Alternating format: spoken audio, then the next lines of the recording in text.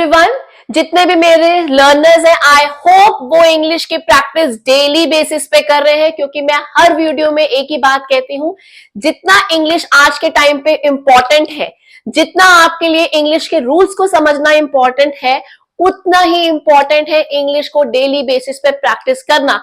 तो प्लीज, अगर अभी तक आपने प्रैक्टिस करनी नहीं स्टार्ट की है, तो आज से ही आप इंग्लिश के रूल्स को यूज करना, इंग्लिश में बोलना और अपनी प्रैक्टिस करना स्टार्ट कर दीजिए। I am Deepika and you are watching your favourite YouTube channel learn English with Deepika. तो चलिए आज के टॉपिक की शुरुआत करते हैं। Today will be discussing a very important part of speech, जिसे बोलते हैं प्रोनाउंस। प्रोनाउंस आपने सुना तो होगा, लेकिन आज आपने एक नए तरीके से, एक नए अंदाज में प्रोनाउंस को सीखना है, जो कि हो जाएगा आपके लिए इतना इजी, जो कभी आप नहीं भूलेंगे अगर आप आज की वीडियो देखते हैं एंड तक। तो मैं जितने भी मेरे न्यू व्यूअर्स हैं, मैं उनसे रिक्वेस्ट करूंगी कि अभी तक उन्होंने अगर मुझे सब्सक्राइब नहीं किया है, तो please don't forget to subscribe the channel, because आपके सब्सक्रिप्शन के बाद और आपके बेल आइकन के प्रेस करने के बाद आपको मेरी हर वीडियो की नोटिफिकेशन मिलती रहेगी और ऐसे ही हम कनेक्ट रहेंगे। और जितने भी मेरे प्रेजेंट सब्सक्राइबर्स हैं, please don't forget to share with others, because learning हमेशा स्प्रेड होनी चाहिए। तो चलिए आज के टॉपिक की शुरुआत करते हैं। प्रोनाउंस। प्रोनाउंस क्या होते हैं? अगर हम इस वर्ड को देखें ध्यान से, प्रोनाउन बना है प्रो प्लस नाउन से। ये वर्ड में ही इसका मीनिंग है, इसके वर्ड में ही इसकी डेफिनेशन है। प्रोनाउन का मतलब होता है प्रो प्लस नाउन। प्रो का मतलब है फॉर, और फॉर किसके लिए? नाउन के लिए। जो भी वर्ड नाउन के लिए यूज होता है, that is in place of noun, जो नाउन की जगह पे यूज होता है, दैट इज प्रोनाउन। तो देखिए, ये डेफिनेशन तो आप बचपन से सीखते हुए आ रहे हैं कि वर्ड्स जो कि नाउन्स की जगह पे यूज होते हैं वो प्रोनाउंस होते हैं। Let's see the examples. He, she, it, they, I, you, we. ये वर्ड्स तो आपने सुने ही होंगे कि कोई भी वर्ड जो नाउन की जगह पे यूज होता है वो प्रोनाउन होता है। लेकिन क्या हमारे प्रोनाउन की डेफिनेशन के साथ हमारे प्रोनाउंस यही खत्म हो जाते हैं? क्या यहीं पे प्रोनाउंस की डेफिनेशन के साथ साथ प्रोनाउंस का एंड हो जाता है?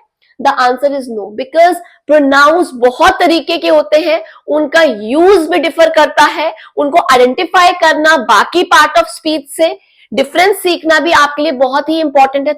तो चलिए काइंड्स ऑफ प्रोनाउंस की शुरुआत करते हैं। उससे पहले मैं आपको ये जरूर बताना चाहूंगी कि प्रोनाउंस को सीखना और उसका यूज करना क्यों जरूरी है इंग्लिश लैंग्वेज में। अगर हम इस एग्जाम्पल्स को ध्यान से देखें, अगर एग्जाम्पल को हम ध्यान से देखेंगे, तो आपको इस क्वेश्चन का आंसर झट में मिल जाएगा। Ram is a student, Ram live with Ram's mother, Ram's mother is a teacher. तो कितना हमने राम का नाम यूज कर लिया इस सेंटेंसेस में।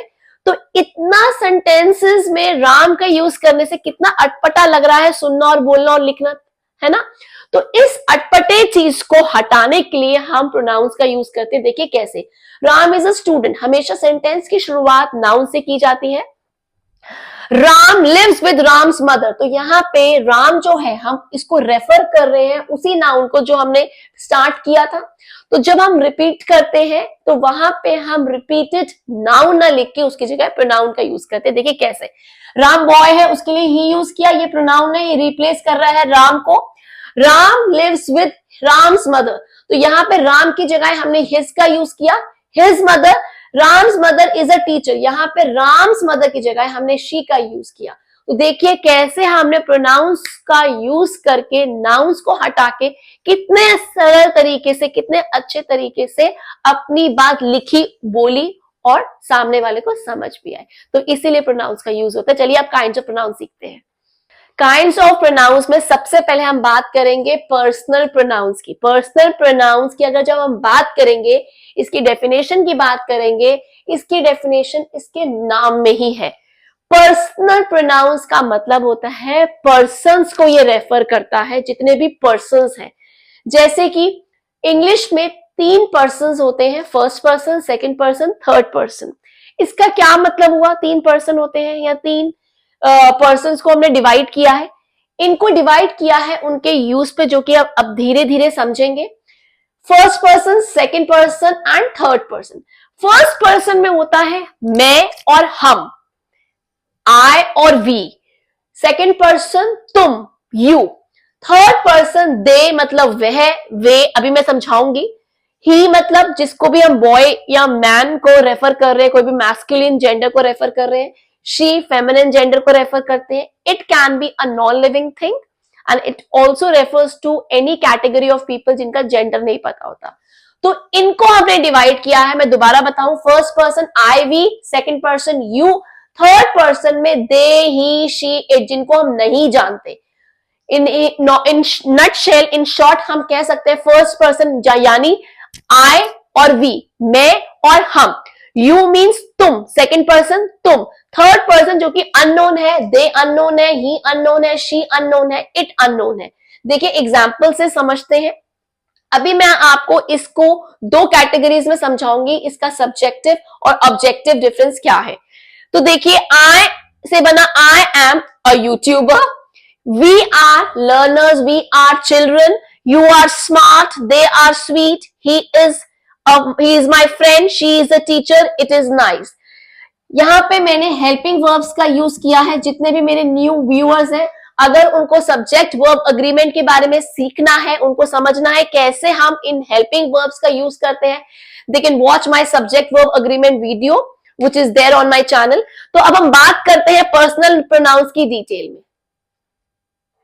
अब बात करते हैं पर्सनल प्रोनाउन के केसेस की। केसेस का क्या मतलब हुआ? केसेस का मतलब हुआ इसके साथ हमें ध्यान रखना है कौन सा केस यूज हुआ है, क्या सब्जेक्टिव केस यूज हुआ है या ऑब्जेक्टिव केस यूज हुआ है। इसका क्या मतलब हुआ? सब्जेक्टिव केस का मतलब है प्रोनाउन सब्जेक्ट की तरह यूज हुआ है, और ऑब्जेक्टिव केस का मतलब है प्रोनाउंस ऑब्जेक्ट की तरह यूज हुआ है, जो कि आप समझेंगे एग्जाम्पल्स के थ्रू। देखिए यहाँ पे I, we, you, they, he, she, it, ये जो मैंने अभी थ्री पर्सन्स आपको सिखाए थे, समझाए थे, ये होते हैं सब्जेक्टिव, बिकॉज ये सब्जेक्ट की तरह यूज होते हैं। और इनको ऑब्जेक्ट की तरह यूज किया जाता है सेंटेंसेस में। डिपेंडिंग ऑन देयर यूज उनका ट्रांसफॉर्मेशन होता है। देखिए कैसे, आई का हो जाता है मी, वी का हो जाता है अस, यू का हो जाता है यू का यू ही रहता है, दे का हो जाता है देम, ही का हो जाता है हिम, शी का हो जाता है हर, इट का रहता है इट ही। यू और इट में चेंज नहीं आता है। देखिए कैसे, अगर मैं बात करते हुए एग्जाम्पल्स की, कैसे सब्जेक्टिव और ऑब्जेक्टिव केस यूज होते हैं, देखिए एग्जाम्पल से। ही, शी यहाँ पे सब्जेक्ट है, आई, वी यहाँ पे सब्जेक्ट है, दे यहाँ पे सब्जेक्ट है, इट यहाँ पे सब्जेक्ट है। देखिए एग्जाम्पल से समझते हैं। ही और शी प्लेज विद अस, ही और शी प्लेज विद अस, इसका क्या मतलब हुआ? ही और शी की बात कर रहे हैं तो ये सब्जेक्ट हो गया, खेलता है हमारे साथ। तो अस जो है एक ऑब्जेक्ट की तरह यूज हो रहा है, क्योंकि यहाँ पे सब्जेक्ट ही और शी है। सेकेंड एग्जाम्पल देखिए, आई और वी हेल्प देम, यहाँ पे आई और वी सब्जेक्ट की तरह यूज हुआ है, और जो देम है वो ऑब्जेक्ट है, क्योंकि वो रिसीव कर रहा है एक्शन। ऑब्जेक्ट का मतलब होता है the one who receives the action of the subject. यहाँ पे ऑब्जेक्ट ये है, यहाँ पे ये सब्जेक्ट है, तो यहाँ पे रिसीव जो है वो देम कर रहा है, तो जो भी रिसीवर होता है वो ऑब्जेक्ट होता है। दे गो विद हिम, यहाँ पे दे जो है वो सब्जेक्ट है, दे गो विद हिम किसके साथ? यहाँ पे हिम जो है वो ऑब्जेक्ट हो गया। It belongs to me, it यहाँ पे सब्जेक्ट है और मी यहाँ पे ऑब्जेक्ट हो गया। चलो अब देखते हैं second type of pronoun. Let's learn second type of pronoun, that is interrogative pronouns. Interrogative pronoun से ही हम समझ सकते हैं हम किस pronoun की बात कर रहे हैं, इसका क्या मतलब हुआ। Interrogative बना है interrogate word से, ये बना है interrogate से, जो कि क्वेश्चन को रेफर करता है। तो कोई भी वर्ड जो क्वेश्चन को रेफर करता है, जो क्वेश्चन टैग्स को रेफर करता है, उसे हम बोलते हैं इंटेरोगेटिव प्रोनाउंस। लेकिन इसका एक बहुत ही इंपॉर्टेंट पॉइंट है जो आपको याद करना है, क्योंकि क्या हो जाता है इंटेरोगेटिव प्रोनाउंस को लोग इंटेरोगेटिव एडजेक्टिव से भी कंफ्यूज कर जाते हैं, इंटेरोगेटिव एडवर्ब से भी, डिफरेंट पार्ट ऑफ स्पीच से कंफ्यूज हो जाते हैं। तो उस कंफ्यूजन को हटाने के लिए आपको ये चीज बहुत समझना इंपॉर्टेंट है। देखिए क्या चीज, कि ये जो है ये प्लेस ऑफ नाउन की जगह पे होते हैं। ये these words are use in place of nouns only. देखिए एग्जांपल्स है whom, what, where, which, who, whomsoever, whatever। तो ये तो एग्जांपल्स हो गए इंटेरोगेटिव प्रोनाउंस के, लेकिन इसको मैंने जैसे कि मैं बताया ये यूज होते हैं इन प्लेस ऑफ नाउन्स। तो देखिए इन एग्जांपल से आपको ये समझ में आएगा कि ये कैसे डिफरेंट है बाकी पार्ट ऑफ स्पीच से। हु आस्क्ड यू, तो यहाँ पे हमने हु का यूज किया, विच इज हर्स यहाँ पे विच का यूज किया, हु कॉल्ड मी यहाँ पे हु का यूज किया। लेकिन ये जो वर्ड्स है ये नाउन्स की जगह पे यूज हुए हैं, इसीलिए इनको इंटेरोगेटिव प्रोनाउंस कहते हैं। देखिए कैसे, who asked you, if I say Ram asked you, which is yours, sorry, which is hers, Titan watch is hers, who called me, Reena called me। तो यहां पे हमने इन वर्ड्स की जगह पे इन वर्ड्स का यूज किया है, तो जब हम वर्ड्स का यूज करते हैं नाउन्स की जगह पे तो वो प्रोनाउंस होते हैं। I hope interrogative pronoun is clear. Now let's move on to the third type of pronoun. Third type of pronoun है पोजेसिव प्रोनाउन। पोजेसिव प्रोनाउन अपने वर्ड से ही सेल्फ एक्सप्लेनेटरी है। इसका मतलब हुआ पोजेशन का बारे में बताना, पोजेशन को रेफर करना। पोजेशन का मतलब है बिलोंगिंगनेस, किसको बिलोंग करता है। तो कोई भी वर्ड जो आपको बताए वो किसको रेफर कर रहा है, किसको बिलोंग कर रहा है, किसका पोजेशन है, that is called possessive pronoun. देखिए पोजेसिव प्रोनाउंस के examples, mine, yours, hers, his, ये एग्जांपल्स है पोजेसिव प्रोनाउंस के। इनको समझने के लिए let's see the examples. This is mine, अगर मैं ये पेन की ये मार्कर की बात करूं, ये मार्कर मेरा है, दिस इज माइन। ये मार्कर उसका है, this is yours, this is hers, this is theirs. तो जब भी कोई वर्ड जो पोजेशन बताता है, किसका है, किसको बिलोंग करता है, that is called possessive pronoun. Time to learn the fourth type of pronoun now. Let's see the next type of pronoun, that is demonstrative pronoun. Demonstrative, again this word is also self-explanatory. Demonstrative बना है demonstrate word से, demonstrate word से ये word बना है। इसका क्या मतलब हुआ, ये point out करता है, it shows और it indicates, like the example this, that, these, those या such, ये examples हैं demonstrative pronoun के। इन एग्जाम्पल्स को हम देखते हैं सेंटेंसेस में कैसे यूज किया जाता है, इनको डिफरेंशिएट किया जाता है बाकी पार्ट ऑफ स्पीच पे। देखिए मैंने जैसे कि अभी बताया था कि दीज डेमोन्स्ट्रेटिव प्रोनाउंस, जो ये वाले मैंने एग्जाम्पल्स लिखे हैं, they are used in place of nouns. ये प्लेस जो है नाउन्स की प्लेस पे यूज किए जाते हैं, इसीलिए इनको डेमोन्स्ट्रेटिव प्रोनाउन कहा जाता है। देखिए एग्जाम्पल से समझते हैं। This is pretty, have you ever seen that, look at this. तो यहां पे मैंने यूज किया दिस, दैट डेमोन्स्ट्रेटिव प्रोनाउन का। तो देखिए अगर मैं यहाँ पे दिस की जगह कोई भी नाउन का यूज करती हूँ, जैसे दिस इज प्रिटी, अगर मैं ये बात कर रही हूं रोज इज प्रिटी, तो यहाँ पे मैं रोज की बात करूं, रोज एक नाउन है, उसकी जगह पे मैंने दिस का यूज किया। Have you ever seen that, have you ever seen the Taj Mahal, क्या कभी आपने ताजमहल देखा है। Have you ever seen Taj Mahal, तो ताजमहल की जगह पे मैंने दैट का यूज किया। Look at this, look at the board, तो मैंने यहाँ पे बोर्ड की जगह पे दिस का यूज किया। तो कोई भी वर्ड जो नाउन की जगह पे यूज होता है, जो कि लाइक इनमें से है, दिस, दैट, दीज, दोस, सच, जो कि पॉइंट आउट करता है, शो करता है, इंडिकेट करता है, डेमोन्स्ट्रेट करता है, these words are called demonstrative pronoun. Now let's learn two most confusing pronouns together, जिन्हें हम बोलते हैं रिफ्लेक्सिव और एम्फेटिक। रिफ्लेक्सिव और एम्फेटिक प्रोनाउन। रिफ्लेक्सिव प्रोनाउंस का यूज क्या है, वो स्पीकर पे रिफ्लेक्ट करता है, और एम्फेटिक प्रोनाउंस जो यूज होता है वो एम्फेसिस के लिए यूज होता है। रिफ्लेक्सिव रिफ्लेक्ट करता है सब्जेक्ट को, और एम्फेटिक एम्फेसाइज करता है सब्जेक्ट को। तो देखिए कैसे, इन दोनों के प्रोनाउंस में कोई डिफरेंस नहीं है, डिफरेंस है तो उनके यूज में। ध्यान से सुनिएगा, उनके यूज में डिफरेंस है, जबकि इनके प्रोनाउंस बिल्कुल सेम है। दोनों में हम himself, herself, themself, ourself, itself, myself, yourself, इन्हीं प्रोनाउंस का यूज करते हैं। इनमें क्या कॉमन थिंग है, ये जो प्रोनाउंस कॉमन है पहली चीज, और जितने भी वर्ड्स हैं जो एंड होते हैं सेल्फ या सेल्फ से, आपने देखा होगा इन सबके एंड में सेल्फ और सेल्फ का यूज हो रहा है। सेल्फ होता है सिंगुलर के लिए और सेल्फ होता है प्लूरल के लिए। देखिए I completed the work my self, यहां पे मैंने कहा I completed the work my self, मैंने अपना काम खुद कंप्लीट किया। तो यहाँ पे जो माई सेल्फ है वो आई को रेफर कर रहा है, उस पर रिफ्लेक्ट कर रहा है, और आई के लिए माई सेल्फ का यूज होता है। ही के लिए हमने लगाया himself, he submitted the project himself, तो यहाँ पे ही जो है वो हिमसेल्फ जो है वो ही के ऊपर रिफ्लेक्ट कर रहा है। अब देखते हैं एम्फेटिक प्रोनाउन को समझते हैं। मैंने जैसे कि अभी आपको बताया वो एम्फेसाइज करता है, उसका काम ही है उस पर स्ट्रेस करना, उस पर जोर डालना। I myself completed the work, दोनों में मीनिंग जो है वो सेम है, लेकिन यूज क्या है, यहाँ पे रिफ्लेक्ट का है, यहाँ पे एम्फेसाइज का है। I myself complete the, मैंने खुद ही काम कंप्लीट किया।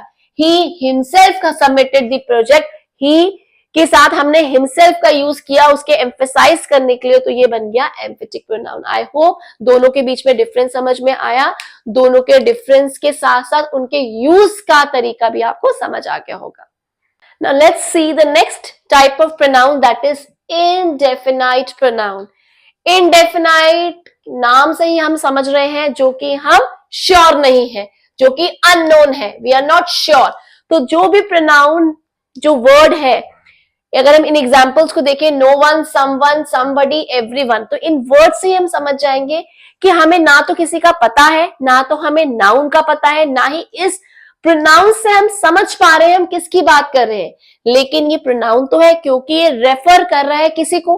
देखिए कैसे, पहली चीज को आपको ध्यान रखना है, ये जो है ये यूज होंगे नाउन की जगह पे, पहली चीज, और जो दूसरी चीज है वो रेफर करेंगे अननोन सब्जेक्ट को। देखिए कैसे, नो वन इज देयर, तो नो वन जो है, अगर मैं कहूं Ram is there, the children are not there, तो यहां पे हम बात कर रहे हैं किसी भी नाउन की, तो नाउन की जगह पे हमने यहां पे प्रोनाउन का यूज किया। Someone is there, the child is there, तो मैंने एग्जांपल दिया, चाइल्ड की जगह पे मैंने समवन लिखा।